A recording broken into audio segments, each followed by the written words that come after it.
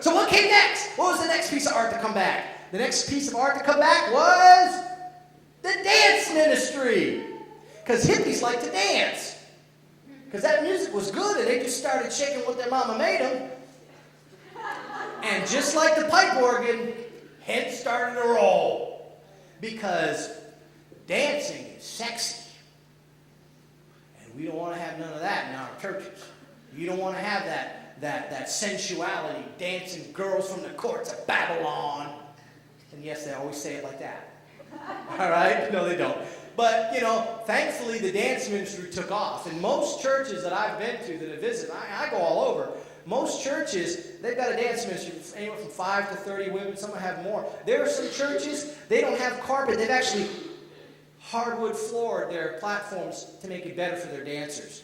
Dance ministry is powerful. It's taken root in our churches today, hasn't it? Who's got a dance ministry in the church? Pretty much most churches. I mean, nowadays it's hard not to find a dance ministry in a church. Okay? Just like it's hard to find a praise and worship team. Okay? There are churches that don't have a choir. They just have a praise team. Okay? A couple years ago, a praise team was like, you're the devil. Okay? All right, what came next? Dun, dun, dun! Out of the dance came the mimes.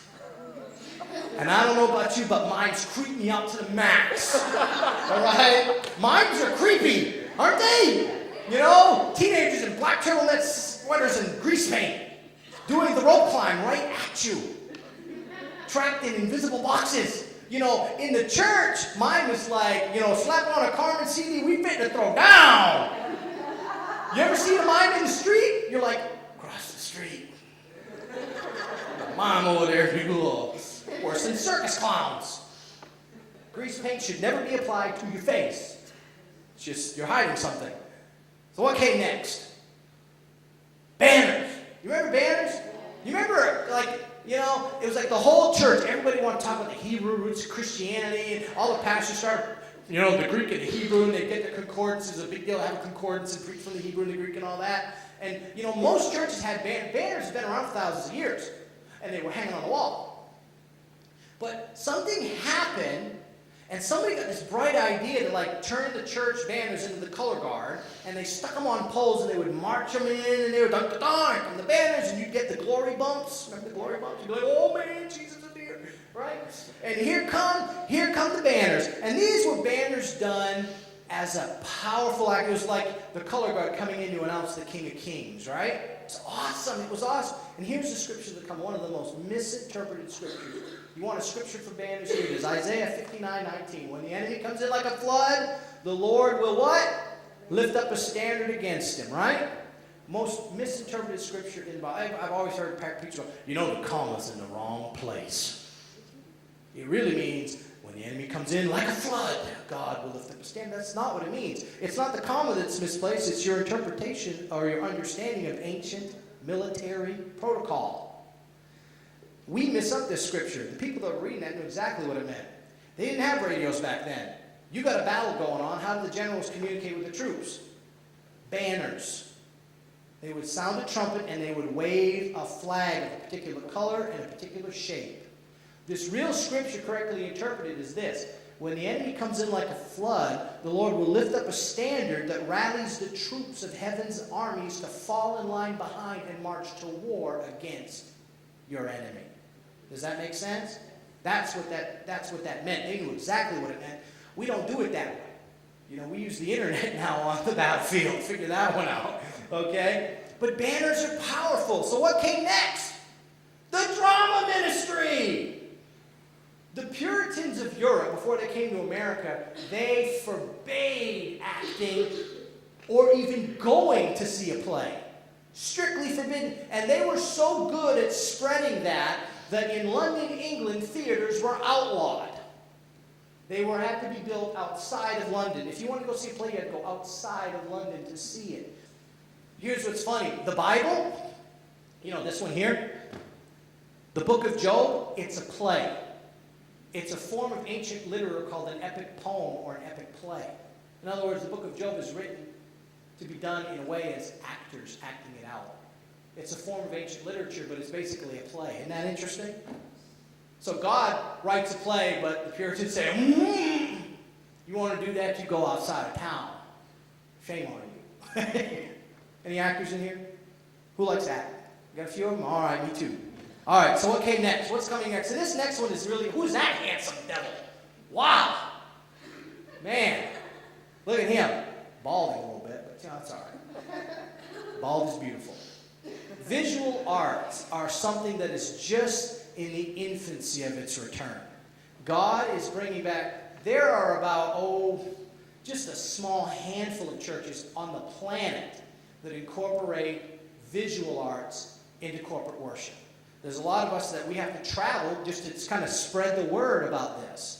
You know, I travel to other churches and I tell them what I'm telling you, and I teach them on these things, and I paint in their churches. I've got a friend of mine that's a sculptor, and he sculpts a bust of Christ while he's doing his teaching. All kinds of ways. You see how we do it at Fresh Fire? I just went to a church this Easter, and what we did there was I painted 5 sheets of plexiglass, and I painted the stations of the cross. Everybody knows what the stations of the cross are, right? I painted Jesus carrying the cross, Jesus with Pilate, Jesus falls first time. Did all of the passion of the Christ on these sheets of plexiglass, right?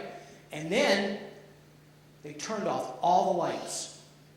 And this was like a 6,500 member church, huge church. And they had put the plexiglass sheets on piano wires. And when I was done, the music, this is a 200-member choir behind me. They had a 50-piece orchestra, and the music's playing this, it's getting right up to the climax.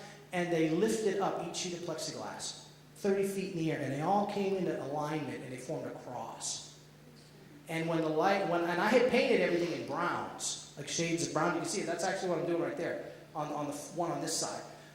Painting it in brown, so when it lifted up, it looked like a big old rugged wooden cross, right? And then they turned all the lights off and hit it with a black light.